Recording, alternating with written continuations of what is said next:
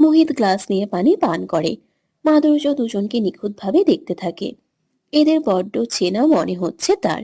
মধুরিমার গায়ে ময়লা জামা কাপড়, মুখ চোখে কালো ধুলো পড়িয়া গেছে।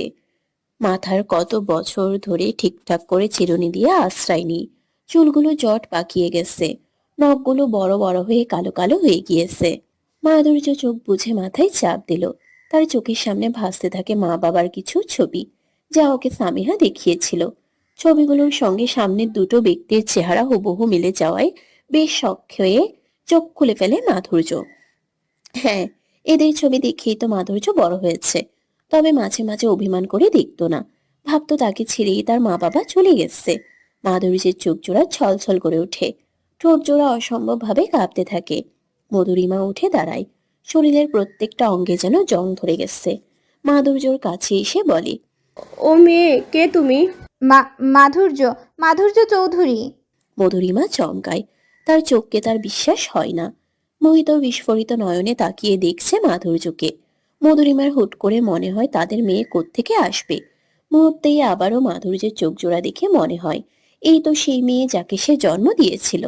পুরো রাজ্যের মায়া ছিল তার চোখে। এই সেই মেয়ে। মাধুর্যের গালে নিজের ময়লা হাত জোড়া রেখে ছুঁয়ে ছুঁয়ে দেখতে থাকে মধুরিমা। তার চোখে পানি ভরে ওঠে। মাধুর্য কান্নামাখা গলায় বলে, তোমরাই তো আমাকে ছেড়ে এসেছিলে না, আমার মা বাবা। আমরা তোকে ছেড়ে যাইনি রে মা, আমাদের এখানে আনা হয়েছে, আর ভবিষ্যতে আমাদের তোর বিরুদ্ধে লাগাবে বলে বাঁচিয়ে রাখা হয়েছিল। মোহিত কাঁদো কাঁদো গলায় কথাটি বলে উঠে। মধুরিমা সেই থেকে নিজের মেয়েকে ছুঁয়ে ছুঁয়ে দেখছে। নিজের এত বছরের মেয়েকে দেখার তৃষ্ণা মিটিয়ে যাচ্ছে। বিড়বিড় করে বলে, আমার মেয়ে? বুকে টেনে নেয় সে মাধুর্যকে। মাধুর্য এত বছর পর নিজের মায়ের বুকে মাথা রাখে। মায়ের শাড়িটা ময়লা বটে, তবে মা মা গন্ধ আছে এখানে। আর রয়েছে শান্তি। ওই শয়তানগুলো তোমাদের খুব কষ্ট দিয়েছে না, আমি ওদের ছাড়বো না। কিছুক্ষণের মাঝেই মাধুর্যের মনে পড়ে অনুভবের কথা। মাথা উঠিয়ে বাইরের দিকে এসে বলে। মোহিত মধুরিমা এলোমেলো পায়ে হাঁটতে হাঁটতে বাইরে আসে। মুহিব প্রশ্ন করে, অনুভবের সঙ্গে তোর বিয়ে হয়েছে? হ্যাঁ বাবা, তোমরা নিশ্চয়ই জানো আমি কোনো মানুষ নই। তোমরা মানুষ হলেও তোমাদের মেয়ে কোনো মানুষ নয়। আমার মেয়ে? আমরা সব জানি। যা জানিস না তাও আমরা জানি। অনুভবকেও চিনি আমরা। যাকে তোর মৃত্যুর দায়ে তোর আগের মা অভিশাপ দিয়েছিল, সে একজন ভ্যাম্পায়ার প্রিন্স, তাই তো? মাধুর্যকে কটাক্ষ করে কথাগুলো বলে ওঠে মধুরিমা। মাধুর্য পেছন ঘুরে অবাক নয়নে তাকায়। তোমরা কি করে জানলে? এখানেই তো এতদিন ছিলাম, ওদের থেকেই সব জেনেছি। অনুভব তোকে কোনো দিনই আঘাত করেনি মাধুর্য। যা ছিল সবই ছিল ওই ওয়ার অফেলদের ষড়যন্ত্র। এতে ওরা তোকে মারতেও সক্ষম হয়েছিল, আবার ভ্যাম্পায়ার রাজ্যকে অন্ধকার বানাতেও পেরেছিল। মাধুর্য এসব কিছুর অনেকটাই আন্দাজ করেছিল। মায়ের কথা শুনে নিশ্চিত হলো সে। তবে তার মাথা চক্করও দিয়ে উঠল। ভাগ্যিস সে একটু হলেও অনুভবকে বিশ্বাস করেছে। নয়তো নিজেকেই ক্ষমা করা দায়ের হয়ে পড়ত। তোমরা আমার সাথে এসো, অনুভব একটা ঘরে রয়েছে। দ্রুত সেই ঘরে আসে মাধুর্যরা। অনুভবকে সজ্ঞানে দেখে কিছুটা অবাক হলেও খুশি হয় মাধুর্য। তোমার জ্ঞান ফিরেছে? তুমি ঠিক আছো? অনুভব কিছু বলে না। ও হাঁটুর উপর হাত রেখে বসে আছে চুপচাপ। মাধুর্যের কপালে চিন্তার ভাঁজ পড়ে। অনুভবের চোখ লাল হয়ে জ্বলতে শুরু করলে ঢোক গিলে সে। সে জানে না অনুভবের রিয়াকশন কেমন হবে। কাপা কাপা সুরে সে ডেকে ওঠে। অনুভব। তবুও অনুভবের কোনো সাড়াশব্দ নেই। মাধুর্য এগিয়ে যায়। মধুরিমা পেছন থেকে বলে, সাবধানে মা, এই রাজ্য ভালো নয়। আমরা মানুষ এবং শ্রেষ্ঠ জীব বলে আমরা নিরাপদ, তবে এটা তোদের জন্য অনেক ক্ষতিকর। আমি জানি না মা, অনুভবের মাঝে বাজে সত্তা প্রবেশ করেছে। কথাগুলো বলেই অনুভবের কাঁধে হাত রাখে মাধুর্য। সঙ্গে সঙ্গে অনুভবের চোখ আগের মতো স্বাভাবিক হয়ে যায়। হকচকিয়ে তাকায় সে। মাধুর্যকে দেখে দ্রুত উঠে দাঁড়িয়ে তাকে আচমকা জড়িয়ে ধরে অনুভব। ব্যাপারটায় মাধুর্য হতভম্ব হয়ে যায়। সামনেই রয়েছে তার মা বাবা। তারই সামনে অনুভব তাকে এভাবে। মাধুর্যের কান গরম হতে শুরু করে লজ্জায়। অনুভবকে যতই ছাড়াতে চাইছে লোকটা তাকে ততই আষ্টে পিষ্টে ধরে ফেলছে। তোমাকে ছাড়া আমি প্রতি মুহূর্তে ফাঁক অনুভব করছিলাম মাধুর্য। আমার চেষ্টা আর ভাল লাগছে না। তুমি কি করছো? ছাড়ো আমাকে। এভাবে ওদের সামনে আমাকে। লজ্জায় কথা বের করতে পারে না মাধুর্য। অনুভব ভ্রুকুচকে সামনে তাকায়। দুজন বয়স্ক মানুষকে দেখে ছেড়ে দেয় মাধুর্যকে। মাধুর্য লজ্জায় ফুলের মতো নেতিয়ে পড়েছে। চোখ তুলে তাকাবার মতো অবস্থাতেও নেই সে। মধুরিমা ও মুহিব প্রশান্তের হাসি দিচ্ছেন মেয়েকে দেখে। যতই হোক মেয়েটি সুখে আছে কিনা মাধুর্যকে কানে কানে অনুভব প্রশ্ন করে। ওনারা কে? আমার মা বাবা। ওদের এখানে বন্দি করে রাখা হয়েছিল এতদিন, আর আমরা জানতেও পারিনি। এখন কি করতে চাও মাধুর্য? আমাকে এখন হয়তো পুরোপুরি বিশ্বাস করতে পারোনি না, কারণ এখনো তো এমন কোনো প্রমাণ পাওনি আমার পক্ষে। অনুভবের কথার ভাঁজে ভাঁজে রয়েছে অসম্ভব অভিমান। থাকাটাই স্বাভাবিক। মধুরিমা তাদের কথার মাঝে বলে, আমি আর মাধুর্যের বাবা আমরা নিজে তোমার পক্ষে প্রমাণ। আমরা জানি আসল কাজটা অরুণ করেছে। আমাদের সামনে বেশ কয়েকদিন মজার ছলের শিকারও করেছিল। অনুভব তো সেই দিন সেখানে উপস্থিতি ছিল না যেদিন তোকে মেরে ফেলা হয়। ও পরে তোর কাছে গিয়েছিল। আমি জানি মা।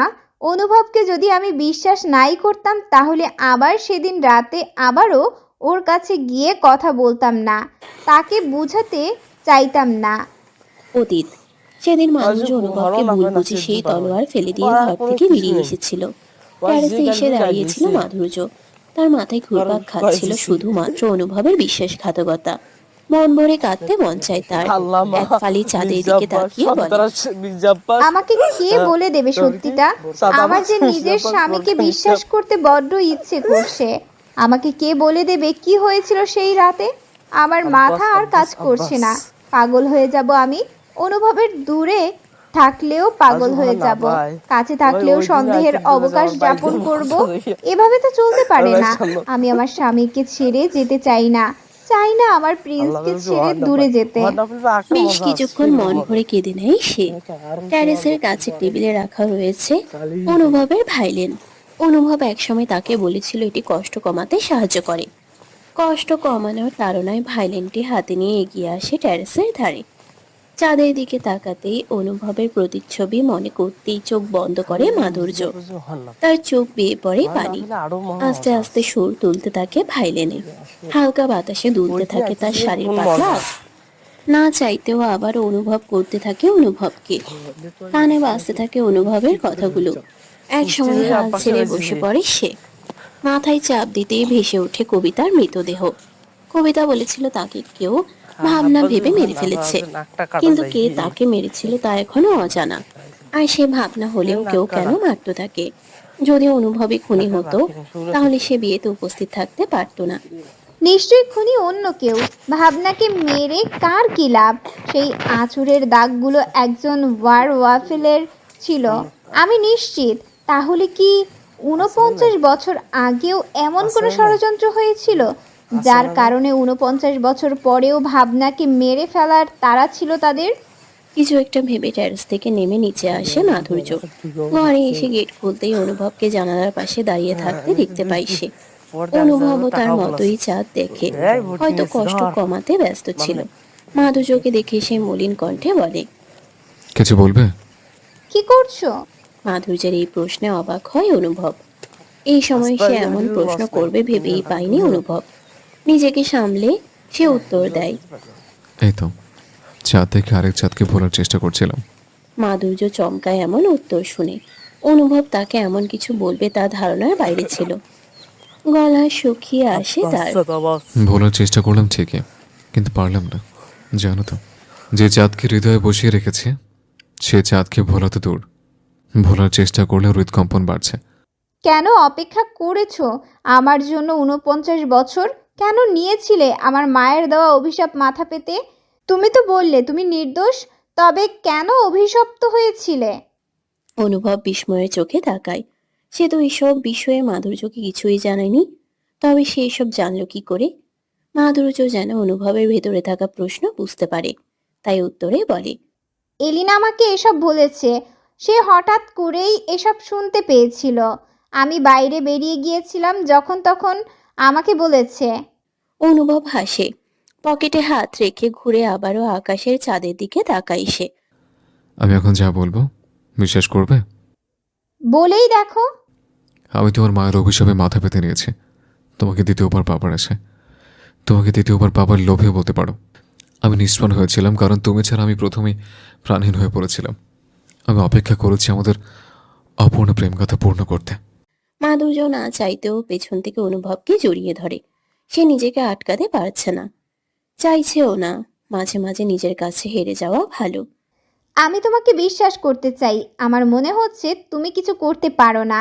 যে আমায় এত ভালোবাসে সে আমায় এত নির্মম মৃত্যু দিতে পারে না।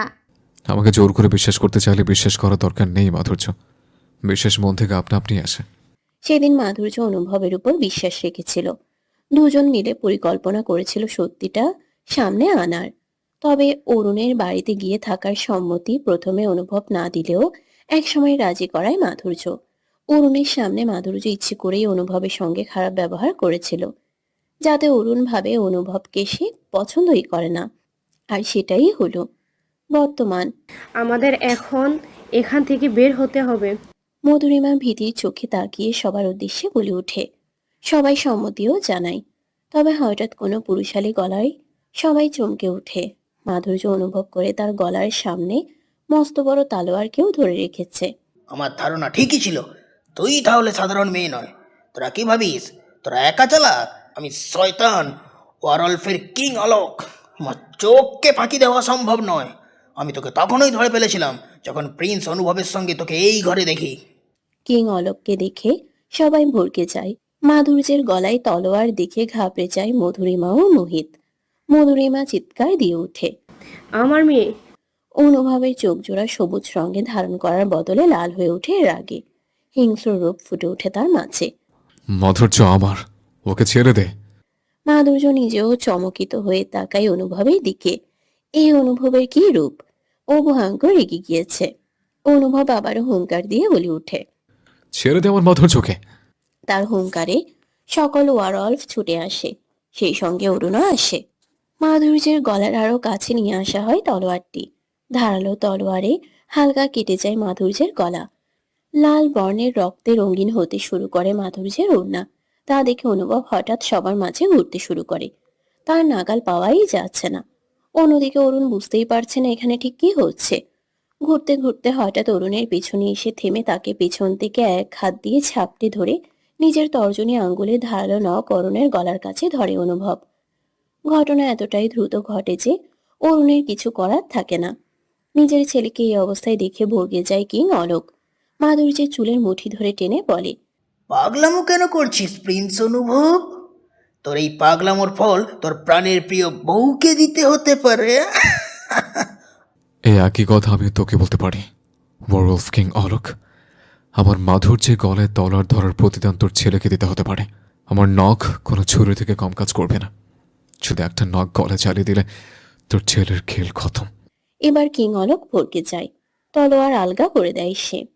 না না না, এমনটা এমনটা এমনটা করবি না, করবি না, তুই করবি না। তাহলে ছেড়ে দে মাধুর্যকে। অলোক ঠাই দাঁড়িয়ে থাকে। ও চাইছে না মাধুর্যকে ছেড়ে দিতে, তবুও আস্তে আস্তে তলোয়ার সরিয়ে নিতে থাকে মাধুর্যের কাছ থেকে। এতক্ষণ ঘোরের মাঝে ছিল মাধুর্য। এ এক নতুন অনুভব। তার দিকেই চোখ ছিল মাধুর্যের। তার চোখ জোড়া সবুজ নয় লাল। এটা মাধুর্যের মনে ভয় জাগাচ্ছে। অনুভবের একই হলো। হুঁশ ফিরতেই সে আঙ্গুল ছড়িয়ে দিতেই নখ অনুভবের মতোই তীক্ষ্ণ ধারালো এবং বড় হয়ে উঠল। কিং অলোকের হাতে এক আঁচড় দিয়ে এক ঝটকায় দূরে সরে এলো সে। মধুরিমা এতক্ষণ নিজের মেয়ের মৃত্যুর ভয়ে খাপছিল। মেয়েকে পেয়ে তৎক্ষণাৎ বুকে জড়িয়ে নিল। ছাড় ছাড় ছাড়, এখন আমার ছেলেকে ছেড়ে দে, ছেড়ে দে। অলোককে ভয় পেতে দেখে অনুভব হাসে। তার হাসিটাও আজ কেমন জানি ভয়ানক। অরুণ নিজেকে ছাড়ানোর পুরো দমে চেষ্টা করে গেলেও অনুভবের কাছে হার মানছে সে। কারণ অনুভব যেমন একদিকে ভ্যাম্পায়ার, তেমন ওর মাঝে যেমন শয়তান সত্তার প্রবেশ ঘটেছে, ও আরো শক্তিশালী এবং হিংস্র হয়ে উঠেছে। অরুণ দাঁতে দাঁত চেপে বলে। আমাকে ছেড়ে দে অনুভব, নয়তো তোর ভালো হবে না। অনুভব সেই কথার কর্ণপাত করে না। অরুণকে টেনে নিয়ে মাধুর্যের কাছে আসে অনুভব। মাধুর্যের কানে কানে কি যেন একটা বলে। কিং অলোক, আমাদের এখান থেকে যাওয়ার রাস্তা ক্লিয়ার করে দে। কেউ যেন আমাদের স্পর্শ অবধি না করে। তাহলে তোর ছেলে আর তুই শেষ। না না, তুই কিছুই করবি না। ছেড়ে দে, ছেড়ে দে অরুণকে, ছেড়ে দে, ছেড়ে দে বলছি। ওকে ছেড়ে দিলে তো তুই আমাদের ছাড়বি না, তাই ওকে এখন ছাড়ছি না। আমার রাস্তা পরিষ্কার কর। কিং অলোক একটা দীর্ঘ নিঃশ্বাস ছাড়েন। নিজের দলের সবাইকে সরতে ইশারা করতেই সরে যায়। অনুভব বাঁকা হেসে হুট করে অরুণের মাথা ধরে দেওয়ালের সঙ্গে আঘাত করে। মাথায় আঘাত পেয়ে হালকা আর্তনাদ করে সেখানেই জ্ঞান হারায় অরুণ। অনুভব ব্যঙ্গ করে বলে, so sad world of king Alok. এত কিছু করেও লাভটা কি হলো? সেটা পরাজিতই হতে হলো। অনুভবের কথায় রাগে কটমট করে এগিয়ে আসতে নেয় অলোক, কিন্তু অনুভব ইশারায় থামিয়ে দেয়। এগিয়ে আসার মোটেও চেষ্টা করবি না। তোর এই নাদান ছেলেকে মারতে 1 সেকেন্ডও লাগবে না। এমনি তোর সঙ্গে তো আমার পুরনো হিসেব বাকি আছে। কিন্তু অনুভব ইশারায় থামিয়ে দেয়। অনুভব চোখ দিয়ে মাথা নাড়িয়ে মাধুর্যকে ইশারা করে তাকে মা বাবা নিয়ে বেরিয়ে যেতে। অনুভবের কথা মতো বেরিয়ে যায় মাধুর্য তার মা বাবাকে নিয়ে। অরুণকে কাঁধে তুলে অনুভবও চোখের পলকেই হাওয়া হয়ে যায়। রাগে নিজের চুল ছেঁড়ার ইচ্ছে করে কিং অলোকের। হুঙ্কার দিয়ে নিজের হাতে থাকা তলোয়ার দিয়ে সামনে থাকা এক ওয়ারলফকে আঘাত করে বসে। লাল চোখ নিয়ে তাকিয়ে থাকে রক্তমাখা মেঝের উপর। ভোরের আলো ফুটেছে, সূর্য উঠবে আর কিছুক্ষণের মধ্যে। মধুরিমা ও মুহিবকে একটা ঘর দেখিয়ে ক্লান্ত হয়ে ঘরে আসে মাধুর্য। ঘরে ঢুকতেই অনুভবকে আবারও যন্ত্রের মতো বসে থাকতে দেখতে পায় মাধুর্য। খানিকটা অবাক হয় সে। অনুভবের মাঝে মাঝে কি হচ্ছে। সে আস্তে করে এগিয়ে গিয়ে অনুভবের পাশে বসে, নরম সুরে ডেকে ওঠে। অনুভব, অনুভব কোনো জবাব দেয় না। মাধুর্য কি করবে ভেবে পায় না। অবাক চোখে এক দৃষ্টিতে তাকিয়ে থাকে সে। মিনিট দুয়েক বাদে অনুভব একা একা নড়ে চড়ে ওঠে। মাধুর্যকে নিজের পাশে দেখে বলে ওঠে, তুমি কখন এলে? কেন তুমি বুঝতে পারোনি? অনুভব এপাশ ওপাশ মাথা নাড়ায়। অর্থাৎ সে বুঝতেই পারেনি মাধুর্য এসেছিল। অনুভবের গাল হালকা স্পর্শ করে মাধুর্য। তার নরম হাতের স্পর্শ পেয়ে হৃদয়ে দোলা লাগে অনুভবের। কি হয়েছে তোমার? আমার মনে হয় তোমার মাঝে যত বাজে শক্তির প্রবেশ ঘটেছে এটা তারই প্রভাব। এখন কি করা উচিত আমার মোটেও বোধগম্য হচ্ছে না। বিষয়টা মহারাজকে জানানো প্রয়োজন। অনুভব কিছুক্ষণ চুপ থেকে বলে, এবারও যদি বলা হয় আমার থেকে খারাপ শক্তি বের করতে তোমাকে অর্ধেক শক্তি অর্পণ করতে হবে, তখন কি করবে? আমার শক্তি অর্পণ করব। অনুভব বিষম খেয়ে তাকায়। এত কিছুর পরেও কত সহজেই ও নিজের শক্তি দেওয়ার কথাতে কোনো কিছু না ভেবেই রাজি হয়ে গেল। অনুভব থমথমে গলায় প্রশ্ন করে ওঠে, এত কিছুর পরেও? হুম, কিসের এত কিছুর পরেও? যা হচ্ছে হয়ে যাক। তোমার জন্য আমাকে যা করতে হবে আমি এক কথায় করতে প্রস্তুত। আমি এক বড় ভুল করেছি আগের বার, তোমাকে ভুল বুঝিয়ে আপনাকে ছেড়ে গিয়েছিলাম। এবার তা মোটেও হচ্ছে না। এতখানি ভালোবাসা আমায়? মাধুর্যের কান গরম হয়ে যায়। অতঃপর মিষ্টি হাসি সে। এই ভালোবাসা হয়তো তোমার থেকেই শেখা। তুমি তো প্রথম থেকে আমায় চেয়েছো। তোমারই ভালোবাসার প্রেমে পড়েছি আমি, তারপর তোমাকেই ভালোবেসে ফেলেছি। তোমার মাঝে এমন কিছু আছে যা আমাকে বারবার কাছে টানে। মন চায় তোমায় ছুঁয়ে দেখতে। মনে হয় তোমায় দেখে হয়তো আমি কাটিয়ে দিতে পারবো সারা জীবন নির্দ্বিধায়। এটা যদি ভালোবাসা হয় তাহলে প্রথম থেকে তোমাকে ভালোবাসি, খুব ভালোবাসি। মাধুর্য নুয়ে পড়ে, হয়তো কিছুটা লজ্জায় আর কিছুটা ভালো লাগায়। অনুভব উঠে পড়ে।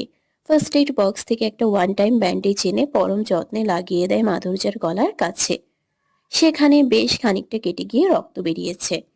ব্যান্ডেজ লাগানোর সময় অনুভবের চোখে মুখে রিয়াকশন দেখে হাসি পেয়ে যায় মাধুর্যের। সে এমনভাবে মুখ করে রেখেছে যেন ব্যথা সে পেয়েছে আর কষ্টটাও হচ্ছে তার। খুব ব্যথা পেয়েছো না? না তো, তাছাড়া আমাকে আঘাতের দাগ তো তাড়াতাড়ি সেরে যায় না। এটার কি প্রয়োজন? প্রয়োজন আছে। এই আঘাতের দাগগুলো আমাকে কষ্ট দিচ্ছে মাধুর্য। এটাকে দেখলে শুধু মনে পড়ছে 49 বছরের আগের ঘটনা। আজও তেমনই অনুভব হয়েছিল যেমনটা আগে করেছিলাম। ওই তলোয়ার যখন তোমার গলার সামনে ধরেছিল, যেন আমার নিঃশ্বাস আটকে গেছিল, দম ফেলতে পারিনি। কথাটুকু বলেই ছোট্ট করে চুমু এঁকে দেয় মাধুর্যের আঘাত লাগা জায়গাটিতে। মাধুর্য কেঁপে উঠে খামছে ধরে বিছানার চাদর।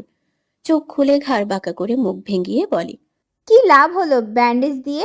ভিজিয়ে দিলেন তো। অনুভব মাথা চুলকায়।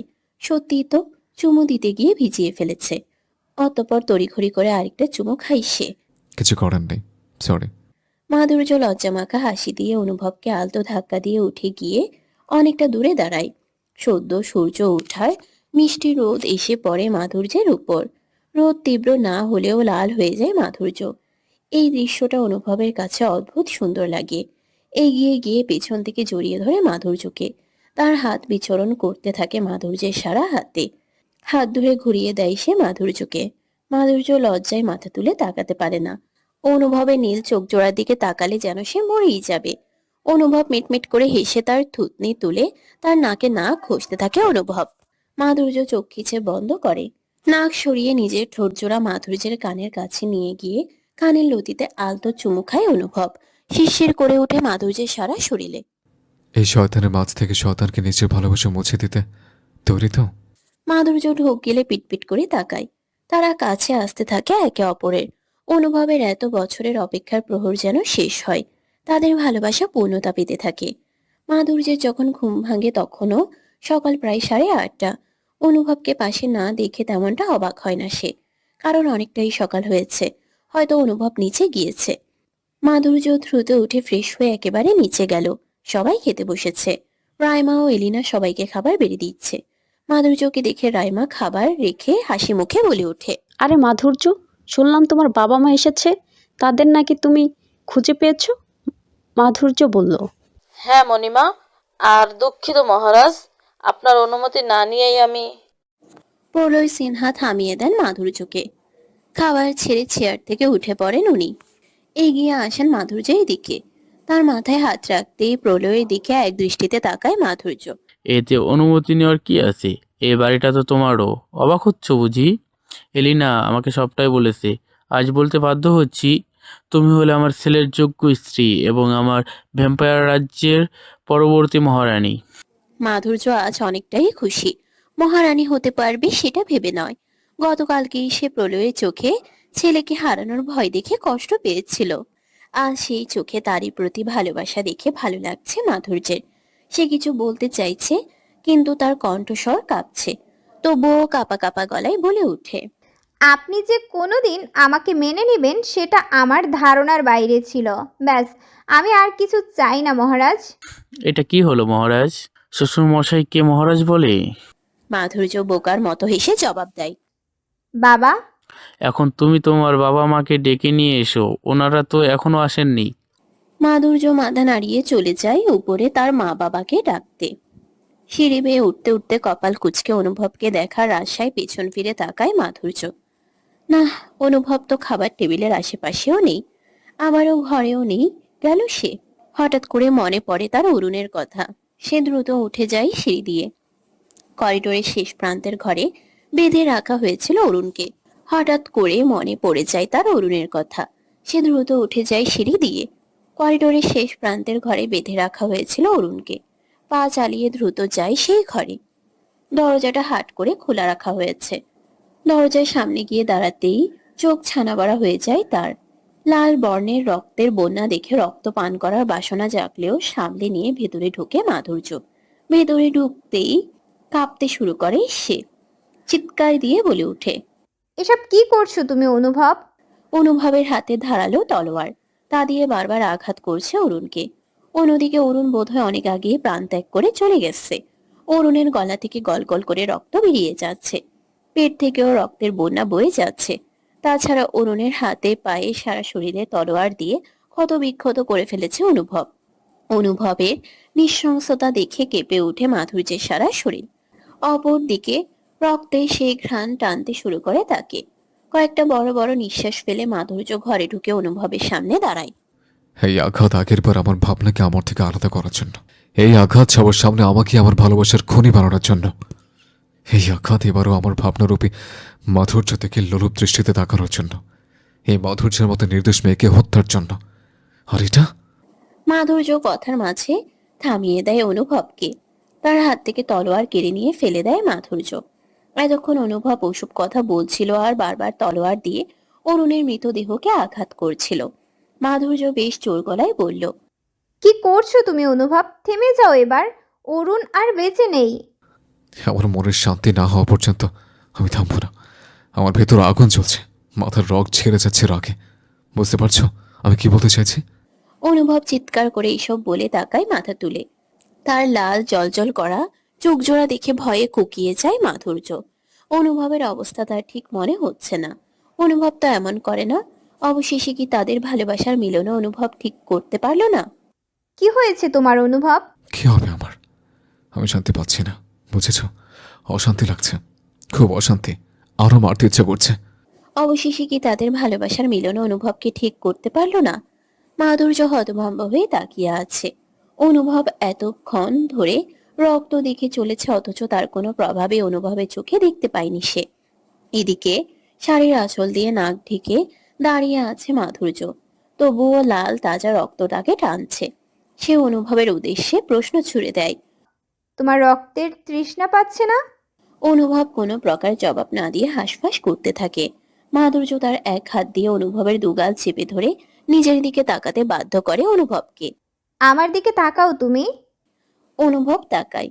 মাধুর্য সঙ্গে সঙ্গে নিজের চোখের রং পাল্টাতে শুরু করে। সবুজ বর্ণে পরিণত হয় তার চোখের মণি। সেটা দেখে অনুভবের চোখ জোড়া শিথিল হয়। লাল বর্ণ থেকে ওর চোখের মণিও সবুজ বর্ণ হতে শুরু করে। স্বাভাবিক হয়ে নাক সিটকাতে থাকে অনুভব। পেছন মোড়ে দেখে অরুণের রক্ত মাখা দেহ পড়ে আছে ফ্লোরে। এতক্ষণ তো গন্ধটা পাইনি। আমার গলা শুকিয়ে আসছে মাধুর্য, বাইরে চলো। এতক্ষণ রক্তের ঘ্রাণ পাওনি কারণ তুমি ভ্যাম্পায়ারের মতো আচরণে করছিলে না। তোমার অবস্থা দিনকে দিন খারাপ হয়ে যাচ্ছে।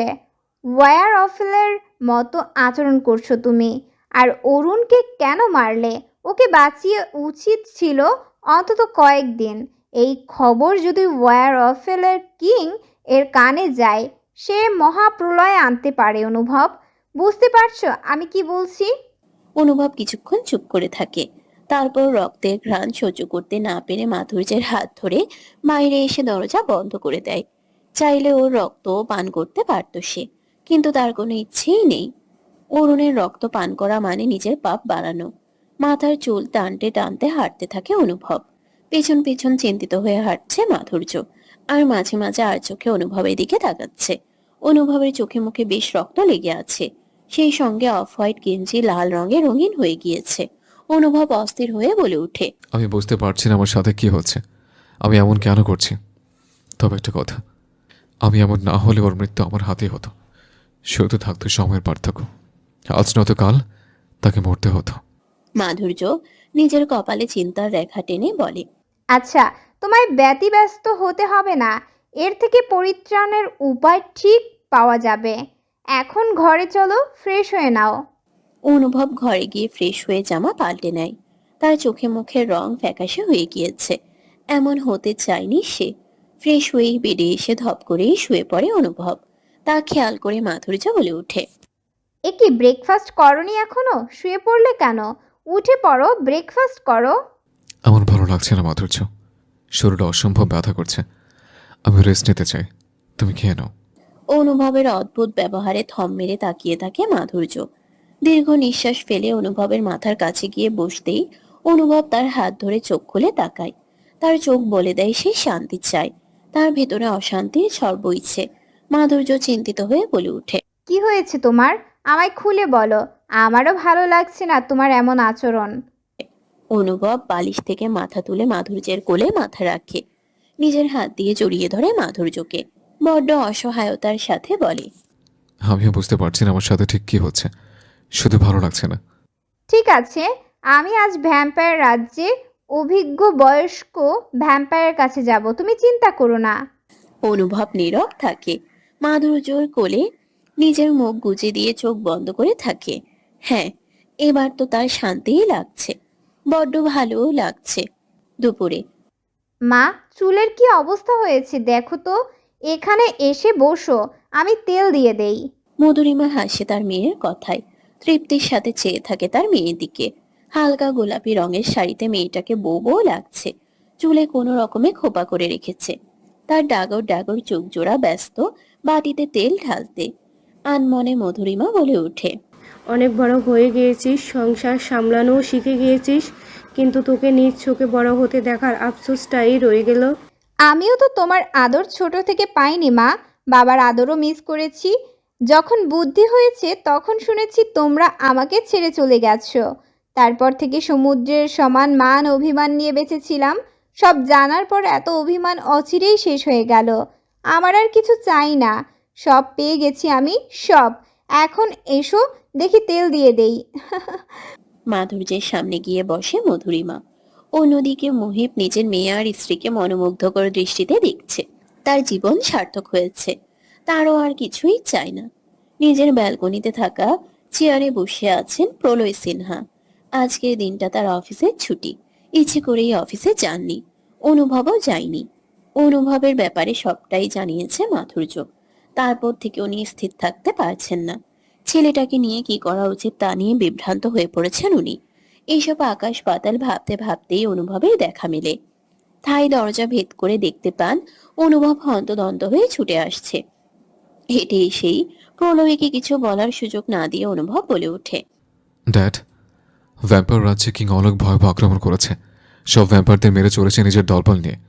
প্রলয় ধরফর করে চেয়ার থেকে দাঁড়িয়ে পড়েন, উত্তেজিত হয়ে বলেন, ঠিক এটারই ভয় পাচ্ছিলাম। তুই অরুণকে মেরে গোটা রাজ্যের উপর বিপদ বয়ে আনলি অনুভব।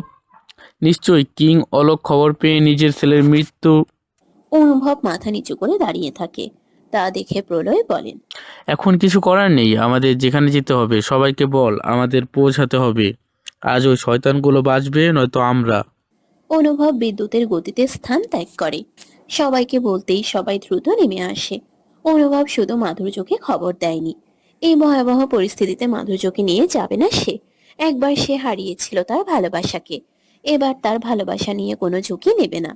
অনুভবকে অবাক করে দিয়েই সিঁড়ি বেয়ে নেমে আসে মাধুর্য দ্রুততার সাথে। পিছন পিছন আসে এলিনা। নিচে নেমে দরজার দিকে যেতে যেতে বলে, তুমি এখনো দাঁড়িয়ে আছো অনুভব? চলো, আমাদের দ্রুত যেতে হবে, নয়তো আমাদের রাজ্য ধ্বংস হয়ে যাবে। অনুভব থতমত খেয়ে যায়। সে তো মাধুর্যকে এই বিষয়ে কিছু জানায়নি। তবে তো তোমাকে এই বিষয়ে কে বললো? কে আবার বলে? এলিনা বলেছে। এলিনার দিকে অনুভব তীক্ষ্ণ দৃষ্টি নিক্ষেপ করতেই চুপসে যায় এলিনা। সে বুঝতে পারে অনেক বড়ই একটা ভুল করে ফেলেছে। মাধুর্য অনুভবের ভাবভঙ্গি দেখে কিছু একটা বুঝতে পেরে তার সামনে এসে দাঁড়ায়। চোখ ছোট ছোট করে তাকিয়ে বলে, বাই এনি চান্স তুমি কি আমাকে না নিয়ে যাওয়ার প্ল্যানিং করেছিলে? অনুভব গলা খাকারি দিয়ে মাধুর্যের কাজ চেপে ধরে শান্ত কণ্ঠে বোঝানোর চেষ্টা করে বলে, দেখো, তুমি বাড়িতে থাকো, তোমার মা বাবা তো চিন্তা করবে তুমি গেলে, তাই না? আর আমি তোমাকে হারাতে চাই না মাধুর্য, সো প্লিজ। মা বাবা জানে আমি আপনার পরিপূরক। বিপদে একজনের পাশে অন্যজন দাঁড়ানোই স্বামী স্ত্রীর ধর্ম অনুভব। আর রাজ্যটা আমারও, তাই আমাকেও লড়তে হবে। অনেক করে ফেলেছে ওই কিং অলোক। আমার মা বাবাকে বন্দি রেখে ঠিক করেনি। ওনার শেষ আমি আজ দেখে ছাড়ব। অনুভব আর কিছু বলার সুযোগ পায় না। অন্য সবাই আগেই বেরিয়ে পড়েছে। দুজনে একসাথে বেরিয়ে পড়ে। এখন ভ্যাম্পায়ার রাজ্যে মধ্যরাত। আশেপাশে ভয়াবহ পরিস্থিতি। যুদ্ধের মতো পরিবেশ সৃষ্টি হয়েছে। ওয়ারওয়াল্ফদের সাথে ভ্যাম্পায়ারদের যুদ্ধ। সবার হাতে হাতে তলোয়ার। মাধুর্য খুব করে চেষ্টা করছে সবাইকে বাঁচাতে। তার হাতেও তলোয়ার। সে বাঁচিয়ে যাচ্ছে যারা যুদ্ধ করতে অক্ষম তাদের। তারও আঘাত কম লাগেনি। হাতে আর গালে আঘাতের গাঢ় দাগ। সামনে দুই পা ফেলে খুঁজে চলেছে অনুভবকে। এরই মাঝে আক্রমণ করে বসে একজন ওয়ারওয়াল্ফ। মাধুর্য নিজের আসল রূপ ধারণ করতেই ওয়ারওয়াল্ফটি ঝাঁপিয়ে পড়ে তার দিকে। মাধুর্য ভয়ানক চিৎকার দিয়ে চেপে ধরে ওয়ারওয়াল্ফের গলা। বসিয়ে দেয় নিজের চিকন আর বড় বড় দাঁত। রক্ত শূন্য করে ছেড়ে দেয় ওয়ারওয়াল্ফটিকে। সামনে এগিয়ে যায় সে। একটা ভ্যাম্পায়ার ছোট শিশুকে ভয়ানক ওয়ারওয়াল্ফের কবলে রেখে মাধুর্য ঝড়ের গতিতে গিয়ে শিশুটিকে আক্রমণ করার আগেই নিজের হাতে তালোয়ার চালিয়ে দেয় ওয়ারওয়াল্ফের গলায়। সঙ্গে সঙ্গে ছিন্ন বিচ্ছিন্ন হয়ে যায় ওয়ারওয়াল্ফের গলা থেকে মাথা। বাচ্চাটি কেঁদে দেওয়ায় আদরের সঙ্গে কোলে তুলে নেয়।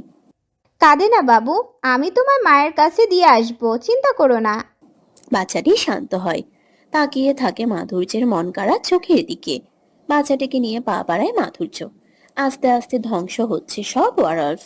জিতে যাচ্ছে ভ্যাম্পায়ার। ভ্যাম্পায়ার কিং প্রলয় নিজের ভয়ানক রূপ নিয়ে যুদ্ধ করেছেন কিং অলোকের সাথে। ভ্যাম্পায়ার কিং প্রলয় নিজের ভয়ানক রূপ নিয়ে যুদ্ধ করছেন কিং অলোকের সাথে। অন্যদিকে অনুভব নিজের তলোয়ার দিয়ে যাকে পাচ্ছে তাকে মেরেই চলেছে। অলোকের সঙ্গে পেরে উঠছেন না প্রলয়। এক সময় সুযোগ বুঝে তলোয়ারের আঘাত দিয়ে ফেলে দেয় অলোক প্রলয়কে। অতঃপর অলোকের ভয়াবহ হাসিতে কেঁপে ওঠে আশপাশ। আমার ছেলেকে মেরেছিস তোরা সবাই, তাই না? আমি আমি আমি তোদের ছাড়বো না, ছাড়বো না আমি। তোদের ধ্বংস, তোদের ধ্বংস করবো, তবেই আমার শান্তি। প্রলয়ের হাত থেকে ছিটকে গেছে তলোয়ার। কি করবেন বুঝে পান না উনি, পিছাতে থাকে উপায় না পেয়ে। এক সময় নিজের তলোয়ার প্রলয়ের দিকে চালাতে নিলে দৌড়ে আসে অনুভব, কিন্তু সময় মতো পৌঁছাতে পারে না। তার আগে মাধুর্য এসে দাঁড়ায় কিং অলোকের সামনে। ভয়ে অনুভব চিৎকার দিয়ে চোখ বন্ধ করে। দৃশ্যটা দেখে স্তব্ধ হয়ে পড়ে। হাঁটু গেড়ে বসে বড় একটা নিঃশ্বাস ফেলে। চোখ বড় বড় করে তাকিয়ে আছে মাধুর্য। ওর এক হাতে তলোয়ার, তলোয়ারের অন্য প্রান্ত কিং অলোকের পেটে ঢোকানো, সেখান দিয়ে রক্ত পড়ছে। মাধুর্য তলোয়ার তার পেট থেকে বের করে আবারও পেটে ঢুকিয়ে দেয়। আকাশের দিকে মুখ করে চিৎকার করে ওঠে কিং অলোক। এটাই ছিল তার শেষ চিৎকার।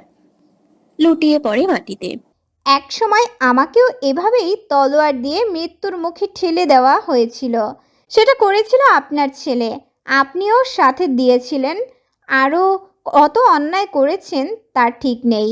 আমার মা বাবাকে এত বছর কষ্ট দিয়ে এসেছেন, কিন্তু কথায় আছে প্রকৃতি সব কিছু একসময় ফিরিয়ে দেয়। সেটা আপনার কর্মের ফল হলেও ফিরিয়ে দেয়। কিং অলোক সেখানেই মারা যায়। মা দুর্গা দীর্ঘশ্বাস ছাড়ে। জয়ী হয় ভ্যাম্পায়ারদের। বিজয়ের উল্লাস পড়ে চারিদিকে। প্রলয় এগিয়ে এসে মাধুর্যের সামনে দাঁড়ান।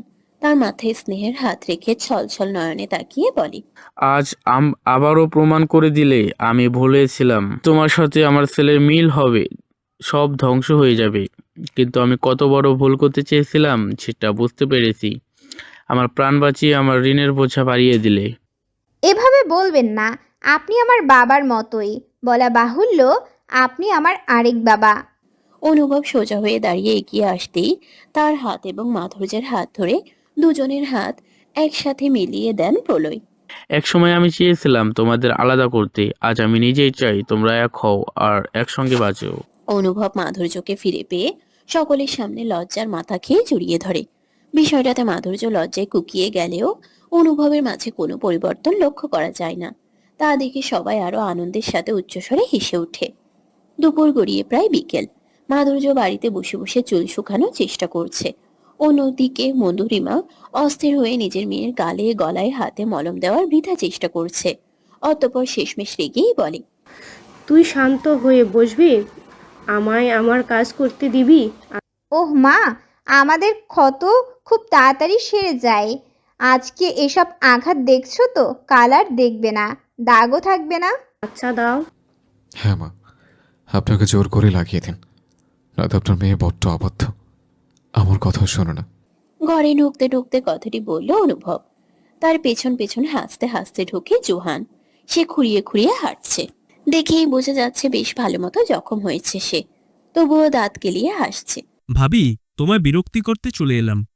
মোড়ের হাসিটা আরো প্রসারিত করে জোহান। এরই মাঝে অনুভব তার পিঠে আলতো মেরে বলে, চুপ করো। মাধুর্য আসলে জোহনের কেউ নেই তো, ওর ক্ষতগুলো খুব গভীর, তাই ওর যত্নের দরকার, তাই নিয়ে এলাম। খুব ভালো করেছো। মিষ্টি হাসে অনুভব।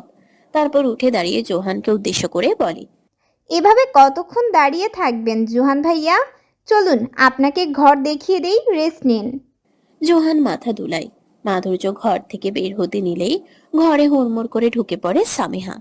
মাধুর্যকে দেখে দ্রুততার সঙ্গে বলে, মাধুর্য, শুনলাম ফুপা আর ফুপি এসেছে, তাই দেরি না করে চলে এলাম। তুই কি রে, আমায় খবরও দিত। জোহানকে দেখে থমকে যায় সে।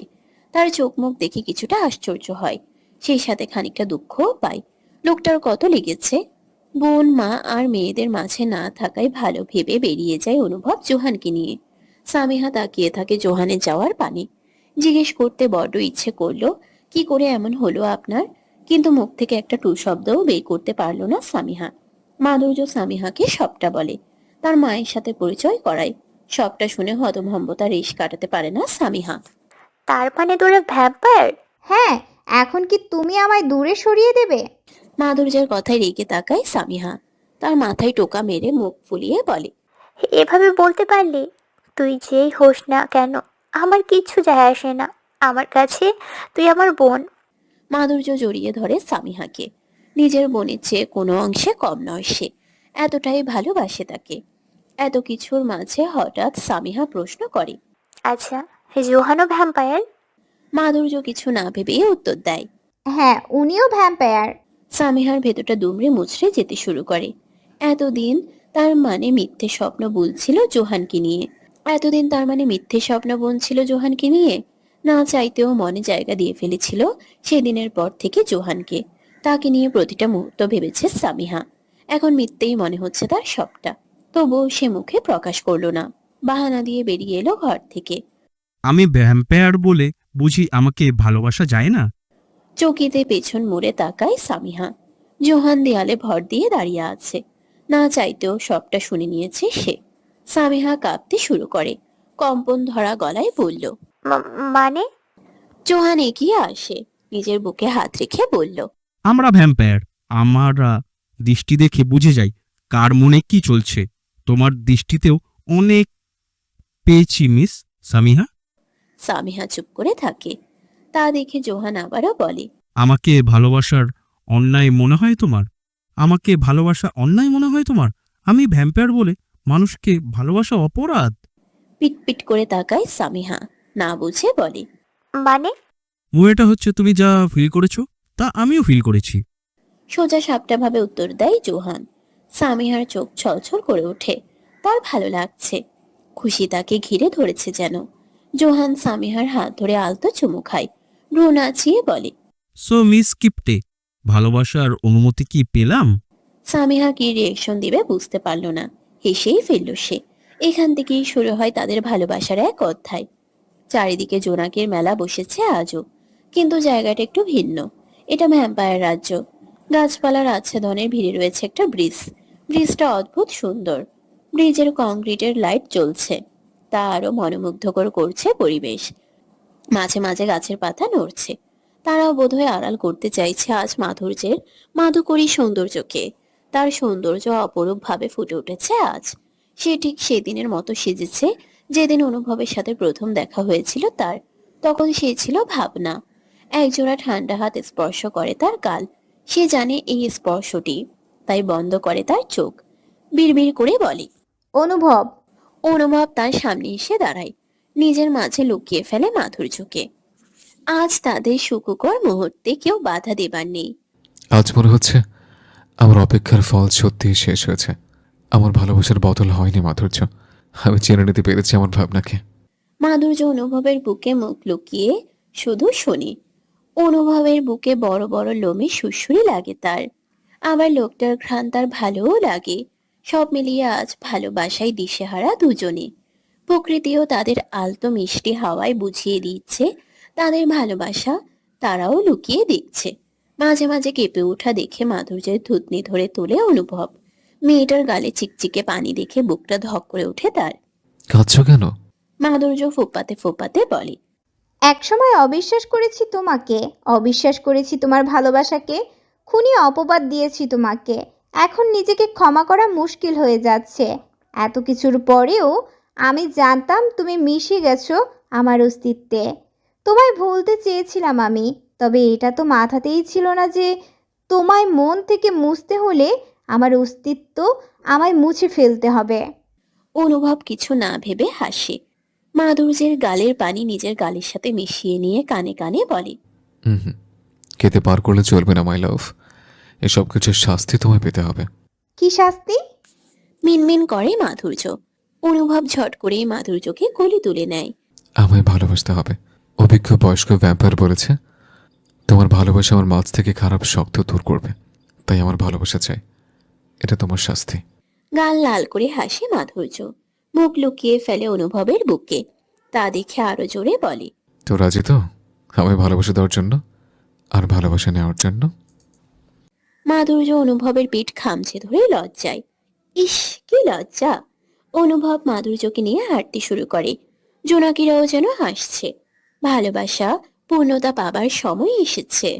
অপূর্ণ প্রেম গাথা পূর্ণ করার পালা এসেছে। সমাপ্ত।